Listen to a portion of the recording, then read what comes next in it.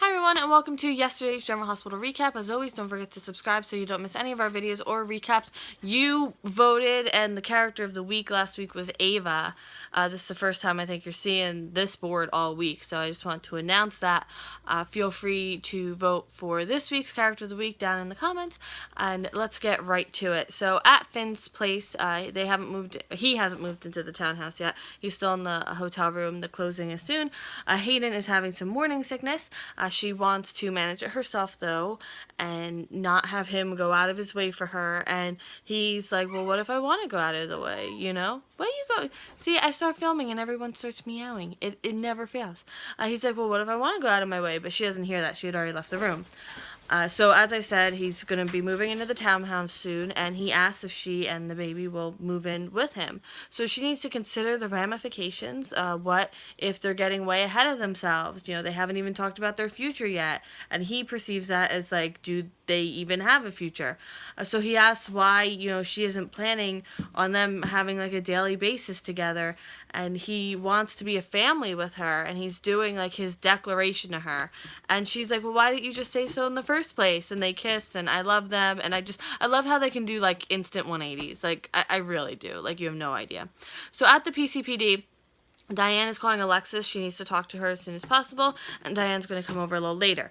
Diane is there for Sunny. She has a paper for Jordan, basically to stop harassing her client, and she says that they should focus on bringing Ava to justice. Julian hears that, and he asks, like, why she needs to be brought to justice. Julian apparently has made bail. He's really rough-looking, but in a good way, and he asks Jordan what's happening with Ava, and Diane heads out because she can't be bothered. Jordan tells him Ava is in the hospital in critical condition, after telling him about the parameters of his bail, which he could literally care less about. He wants to know about Ava. At General Hospital, Bobby tells Kiki that Ava is critical and the next few hours are crucial. She has catastrophic injuries. Kiki doesn't know how to feel. Like, she doesn't want to call Delia right now because until she has more information / she doesn't really know her that well. And Julian, it's not like he's available. Bobby's going to find a social worker or patient advocate who can better explain all this, the more inner workings of it to Kiki. Dylan got her a smoothie because she needs nourishment. The doctor comes out of Ava's room and asks about, living wills or an advance directive. Kiki says, Dylan's like, do we have to talk about that now? Kiki's like, it's okay, like, I get it. Because if Ava doesn't have those things, then Kiki would have to make the decisions. And then Julian comes out of nowhere, and he's like, I know if Ava has a living will. And then he tells them he paid his bail. So Julian gets the nurse's attention, and she says that they can come into Ava's room one at a time, briefly, and they have to wear gowns. So Julian offers to Kiki to go first, but she's hesitant, so he says he'll go first and assures her that Ava will be all right. Dylan thinks Julian is overstepping, but Kiki's like, no, it's fine. She doesn't even know if she wants to see Ava. So Dylan tells her to be strong. He'll be strong for her. She has to be strong for her mom. And Kiki says, it's not about what she looks like, it's about who she is.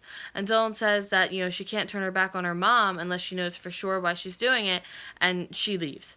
So Julian assures Ava that they're not going anywhere and that she's going to be okay. In Nell's room, Nell sneakily wakes Michael up by dropping a tissue box, so it's like they're waking up at the same time. Disney magic. And Nell is looking, trademark Disney, because don't sue me because I said your company's name. Just kidding. So Nell is looking and feeling better. He wants her to get a doctor. She says that he doesn't have to come back if he doesn't want to. He's off the hook, but he doesn't want to be off the hook. He cares about her and he wants to continue caring about her. So she says that, he's being very Michael about it, taking care of her like he takes care of everyone else, and he says that he cares about her and he doesn't want to be off the hook. And then Bobby sees Michael with Nell, and that goes over just about as well as you think it does. So Bobby comes in, she'll find a doctor, and Bobby tells Nell, oh, you look better, yeah. And she wants to talk to Michael outside. So she tells Michael to check his messages or see his parents. It's about Morgan. Bobby comes back into Nell's room without Michael. She looks at her chart, and Nell's not sure she's comfortable with that, and Bobby's like, oh, I told Michael I'd look after you, and, she'll be sure to tell him that her kidney is on the mend, and she'll be up and about, and her plan is still to get out of town, right? And Bobby's giving her sincere advice. Yes, she and Michael connected, but now that she's gotten that closure, her presence in Michael's life further will complicate it, and she needs a fresh start. because that's what she was going to do. So continue to do that fresh start. And Alexis is on the phone with Diane. Diane comes over. She has good and bad news. Alexis is officially a lawyer again. Woo! So she was gonna. Alexis says she was gonna start looking for another job, like something at Kelly's. And Alexis is so thankful to Diane. She promises she won't screw up. No more lapses or distractions. And Diane tells her, oh, by the way, Julian may bail. So Diane wants Alexis to stay far away from Julian, and Alexis thinks it's just a matter of time before Julian finds his way over here. But Diane tells her about what happened to Ava, and that's where Julian is probably and will take up his time. Diane tells her again to stay away from him. Don't blow up the second chance. At Sunny's, Dante comes over. Avery is officially in the preschool. The fire marshal report backs up everything Sunny and Carly said, so they're officially off the hook. Sunny's not interested in an update on Ava, though. Dante brings up, Avery, and he thinks Ava still deserves to be part of Avery's life. And Sunny says, why should he care about what happens to Ava? She obviously didn't care about them and or Morgan.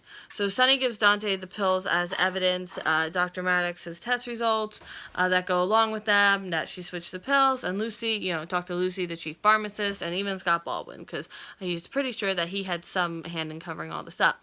Dante says it's not his case, but someone will call him, and no one is in a hurry to prosecute a dead woman. So Sunny's very angry. He combed that river looking for Morgan. Nobody knows more than him, like, the devastation this all took. And also this extra layer of guilt he feels because Morgan did get bipolar disorder from him. So Dante says that, Avery might judge him in the future for how he handles the situation right now. What's he going to tell her? And Sunny's like, well, I guess I'll tell her she had an older brother she doesn't remember who always made her smile. And he won he won against his bipolar, and Ava took that victory from him. And Ava's cruelty doesn't have to be passed down to her. And, that he loves her, and he hopes that's enough. So Sunny calls the hospital for an update, but really doesn't care enough to go through with it. And Michael comes over. Sunny tells him about Morgan, how Ava tampered with the medicine.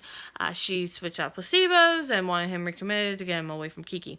So Michael's in disbelief. He asks Sunny if he's planning on anything. Not that he judges him for it, but Sunny thinks that, he's also having this, weird sympathy for Ava. And Michael's like, no, I understand you'll do what needs to be done, but keep in mind the price that we'll all have to pay for it. Back at the PCPD, Dante gives the pills to Jordan. She'll have the follow-up done, but it's not a priority. She's dealing with Ava's dealing with her own kind of justice now. Now, end scene. So all Hayden needed to hear was that Finn wants to be a family.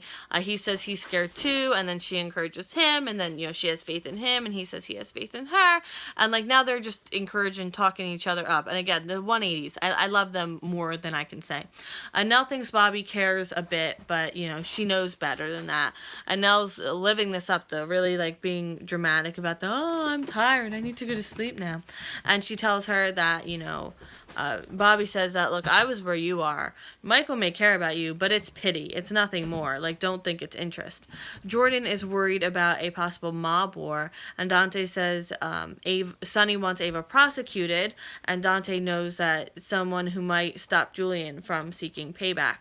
Julian is crying a bit, and Alexis comes to see him at the hospital. And just ironically, I want to point out there's a sign behind Julian that says "Clean hands save lives," and I just kind of wanted to point that detail out. Sunny gets a call from Max. Someone's at the door. It's Kiki. She needs to know the truth about Ava. So that is it for yesterday's General Hospital recap. I'm going to do today's right now, and I will see you in 0.2 seconds. All right, bye.